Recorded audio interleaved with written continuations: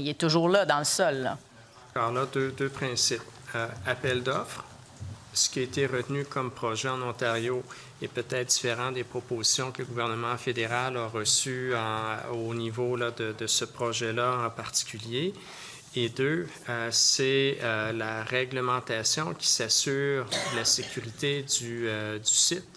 Et le site de Mascouche est en mesure de recevoir cette matière-là. Et si on avait, par exemple, développé un nouveau site spécialement dans la région de Bac-Cotteville, pour le contrôle, ça implique multiplier les sites à surveiller ou les sites potentiellement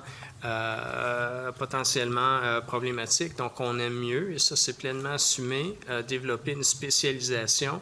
Ça facilite et le traitement adéquat et le contrôle sur ces sites-là par la suite. Mais il y avait une entreprise juste à côté de Bagotville, RSC Environnement, qui aurait pu les traiter de façon thermique. Pourquoi est-ce qu'on n'a pas été aussi demandant envers le fédéral que, aussi, disons, insistant que vous l'avez été, par exemple, dans le cas du caribou?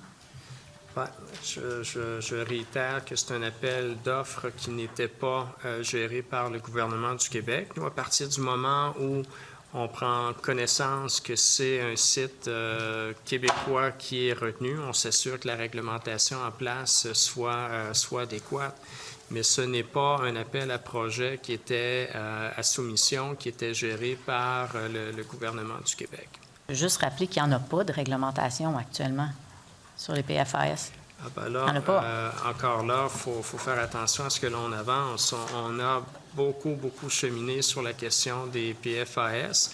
La collègue n'est sans doute pas sans savoir tous les travaux qui ont été menés au cours de la dernière année notamment et qui sont en cours actuellement. Et je vous dirais que la connaissance au Canada, elle est sans doute la plus développée au niveau québécois. Mais est-ce qu'au moment qu'on se parle ou au moment que les sols ont été enfouis, il y avait une réglementation au Québec?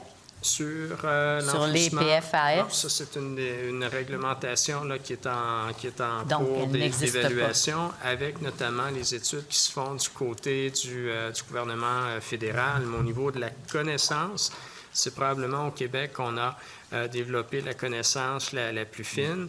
Il faut savoir, et la collègue le sait très certainement, c'est un travail à l'échelle internationale, mondiale, qui se fait actuellement. Il y a des ententes qui sont en voie de développement. Merci, Madame la députée. Merci, Madame la présidente, mais je note qu'il n'y en a pas présentement. Je vais aller retourner sur les sites d'enfouissement. Je vous en parlais plus tôt, je parlais de Saint-Thomas. Là, on constate que beaucoup de sites arrivent à pleine capacité. Il y a un projet d'agrandissement à Lachenay qui reçoit la majorité des matières au Québec. Est-ce que... On constate, en fait, qu'il y a beaucoup de ces matières-là qui sont enfouies à Lachenay, en fait, qui sont des matières qui auraient pu être traitées ailleurs, recyclables, organiques. Donc, qu'est-ce qu'on fait actuellement pour éviter de se retrouver, dans le fond, obligé d'encore étirer et augmenter la capacité de nos sites d'enfouissement? Je vais me permettre juste un court récapitulatif très court de cette gestion des matières. C'est une spécialisation qui s'est développée au fil des années. Si on remonte dans le temps, là, chaque ville ou chaque village avait son petit site d'enfouissement géré de façon très aléatoire avec des risques réels au niveau de l'environnement.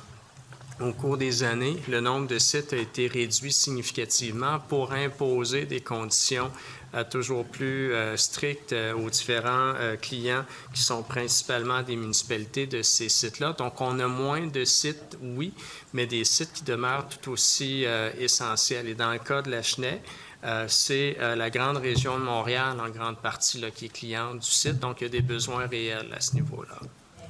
Exact, mais ils arrivent à pleine capacité. Il y a la Chute, il y a Sainte-Sophie, il y a Saint-Thomas. Je reviens à Saint-Thomas. On a dit, il y a des alternatives, mais toutes les alternatives arrivent à pleine capacité. Saint-Thomas aussi. Alors, éventuellement, Saint-Thomas va devenir nécessaire aussi.